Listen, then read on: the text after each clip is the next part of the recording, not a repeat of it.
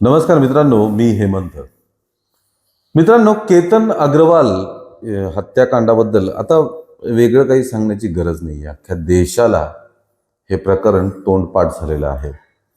सिया गोयल आणि तिचा प्रियकर चेतन चौधरी यांनी सिया गोयलचा होणारा नवरा पती, ज्याच्यासोबत फेब्रुवारी 2026 मध्ये तिची एंगेजमेंट सुद्धा झाली होती, त्याला लोहगडावरनं खाली दरीत ढकलून त्याचा खून केला असा आरोप दोघांवरती आहे. दोघांनी कबुली जबाब सुद्धा दिलेला आहे. आता नुकतीच त्यांना 14 दिवसांची न्यायालयीन कोठडी न्यायालयाने दिली होती. त्या अंतर्गत दोघेही जण 14 दिवसांसाठी पुण्याच्या येरवडा सेंट्रल जेलमध्ये होते आणि त्यांची न्यायालयीन कोठडी चालू होती. व्हिडिओ कॉन्फरन्सिंगद्वारे त्यांची सुनावणी पुन्हा एकदा करण्यात आली आणि या सुनावणी दरम्यान दोन्ही पक्षांचा युक्तिवाद ऐकल्यानंतर न्यायालयाने त्यांना 14 दिवसांची आणखी न्यायालयीन कोठडी दिलेली आहे. असं म्हणतात चेतन चौधरीच्या वकिलांच्या म्हणण्यानुसार की जवळपास अजून 3 महिने ही न्यायालयीन कोठडी वाढवूनच देण्यात येईल आणि मग आरोपपत्र दाखल झाल्यानंतर पुढची कारवाई जी न्यायालयीन प्रक्रिया असते ती होईल. आता या न्यायालयीन कोठडी चालू असताना त्या दरम्यान पोलिसांनी, आपण आधी बघितले की पोलीस अतिशय कसून या प्रकरणाचा बारकाईने तपास करत आहेत. याचं कारण पोलिसांकडे अजून तरी सबळ पुरावा किंवा कोणी प्रत्यक्षदर्शी हे नाहीयेत. त्यांच्याकडे पुराव्याच्या आधार फक्त त्यांचा कबुली जबाब आहे, जो हे दोघेही जण कोर्टात फिरवू शकतात. त्यामुळे कबुली जबाब हा काही आधार नसतो कोणाला दोषी ठरवण्यासाठी. ते म्हणू शकतात की आम्हाला दबाव टाकून हा जबाब घेतलेला आहे. त्यामुळे पोलीस अतिशय बारकाईने याचा तपास करत आहेत. या तपासादरम्यान पोलिसांनी सिया आणि चेतनचे जे कॉमन मित्रमैत्रिणी आहेत त्यांच्याबद्दल थोडी माहिती काढली आणि मग हे सगळे मित्रमैत्रिणी कुठे नेमकं भेटायचे, यांच्या गप्पा वेळ घालवण्यासाठी, टाइमपास करण्यासाठी कुठे कुठे जात असत याचा तपास केला आणि त्याची माहिती काढली. या माहितीमध्ये त्यांना असं आढळून आलं की एक पुण्यातले 4-5 चांगले हॉटेल्स आहेत जिथे हे लोक भेटत होती. मग पोलिसांनी त्या हॉटेल्सच्या बाबतीत तपास सुरू केला आणि काही ठिकाणचं CCTV फुटेज ह्या मागच्या 2-4 महिन्यातलं त्यांनी तपासलं. एके ठिकाणी त्यांना काही आढळलं जे अतिशय धक्कादायक होतं. तेच आपल्या आजच्या या एपिसोडचा कोर पार्ट आहे. पोलिसांना असं दिसलं की एका हॉटेलमध्ये, त्या हॉटेलच्या एका रूममध्ये सिया गोयल आणि चेतन चौधरी हे जात आहेत. त्या खोलीत जातात. एक तास 1.5 तासांनी बाहेर येतात. मग सिया त्या हॉटेलमधनं निघून जाते. निघून गेल्यानंतर चेतन चौधरी थोड्या वेळाने दुसऱ्याच एका मुलीला घेऊन त्या हॉटेलच्या त्याच रूमच्या आत जातो आणि दोघंही दार बंद करून घेतात. आता नेमका हा काय प्रकार आहे? पोलिसांनी हे बघितलं आणि त्यांना लक्षात आलं की हे काहीतरी वेगळंच दिसते. कारण सिया आणि ते आधी त्या रूममध्ये गेले, मग सिया तिथनं निघून गेली आणि थोड्या वेळाने चेतन चौधरी दुसऱ्याच एका मुलीला घेऊन परत त्याच रूममध्ये गेला आणि दार लावून घेतला आणि नंतर बराच वेळ ते आतमध्ये होते. हा प्रकार काय आहे हा पोलिसांना थोडा खटकला आणि पोलिसांनी मग त्या दिशेने तपास सुरू केला. मग या दोघांचेही मोबाईल, त्याचे फॉरेन्सिकमधनं ते रिकवर होऊन आलेला डेटा आणि हे सगळं, हे CCTV फुटेज, त्यांचे कॉमन मित्रमैत्रिणी, या सगळ्यांची जुळवाजुळव करण्याचा प्रयत्न पोलिसांनी केला आणि पोलिसांना जे एक काय म्हणतात माहितीचा धागा सापडला, तो धागा अतिशय धक्कादायक. पोलिसांचा असा कयास आहे किंवा पोलिसांची अशी माहिती आहे की सिया गोयल आणि चेतन चौधरी हे फक्त प्रियकर प्रेयसीच नव्हते. ते त्यांची रिलेशनशिप तर त्यांची होतीच, पण ही रिलेशनशिप अतिशय अय्याश पद्धतीची रिलेशनशिप होती. असं म्हणतात, अशी चर्चा आहे की सिया गोयल आणि चेतन चौधरी हे दोघंही मिळून पुण्यात आणि पुण्याच्या आजूबाजूच्या एरियामध्ये एक फ्री सेक्स ग्रुप चालवत होते. फ्री सेक्स ग्रुप काय असतो हा प्रकार? Free sex group, free sex group ही बेसिकली एक वेस्टर्न संकल्पना आहे. म्हणजे ज्या ठिकाणी मुलगा आणि मुलगी, तरुण तरुणी किंवा स्त्री पुरुष हे फक्त शरीर संबंधापुरते भेटतात. त्यांच्यामध्ये प्रेम, रिलेशनशिप कमिटमेंट,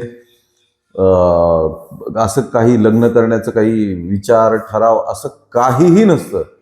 फक्त तास, दीड तास, 2 तास जे काय असेल तेवढ्या वेळासाठी भेटायचं, शरीर संबंध प्रस्थापित करायचे आणि नंतर टाटा बाय बाय.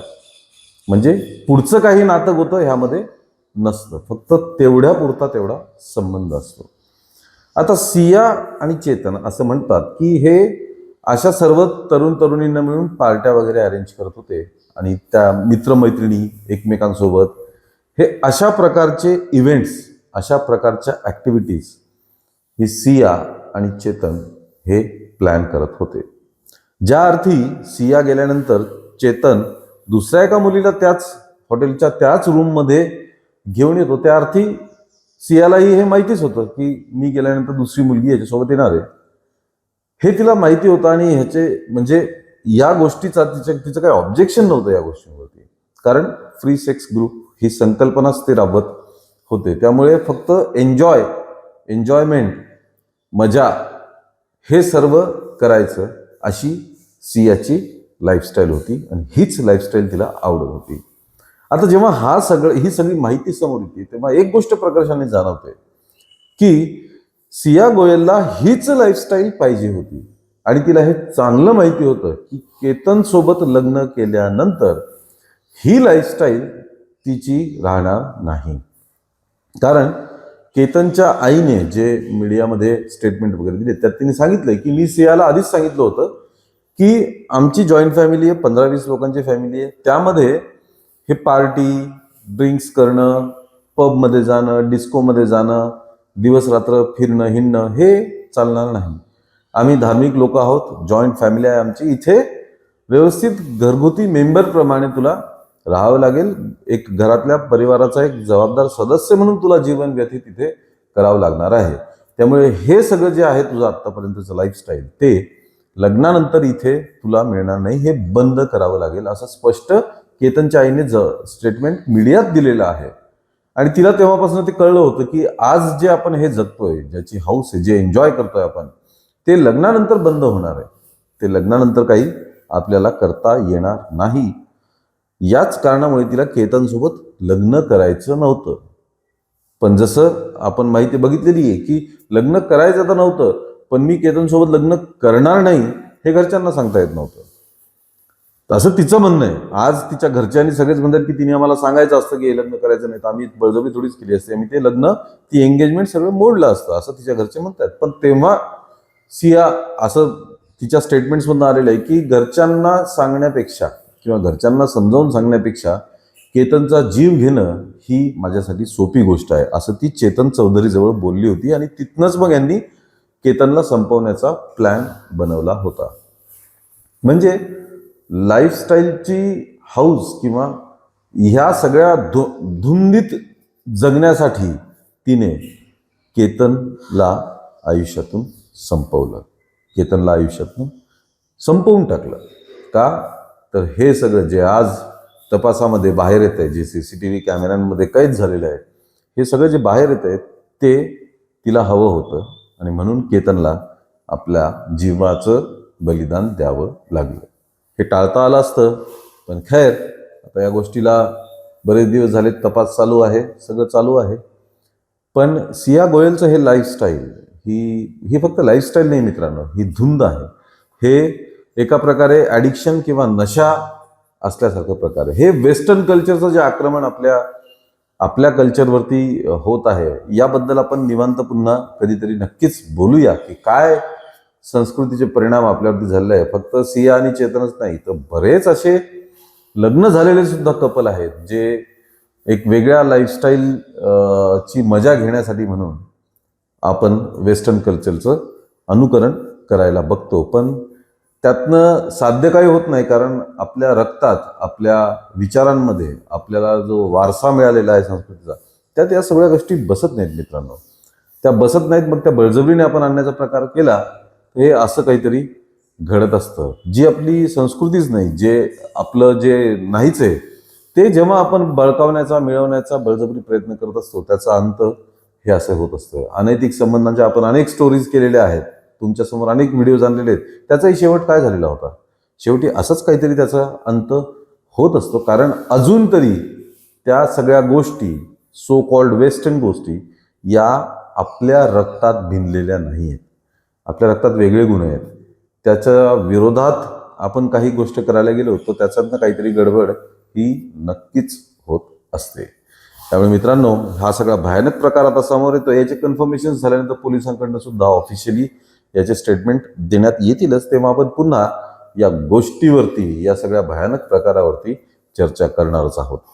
या सर्व प्रकरणाबद्दल तुम्हाला काय वाटतं हे नक्कीच कमेंटमध्ये कळवा. या व्हिडिओला लाईक आणि शेअर करा आणि आमच्या चॅनलला ताबडतोब सबस्क्राईब करा.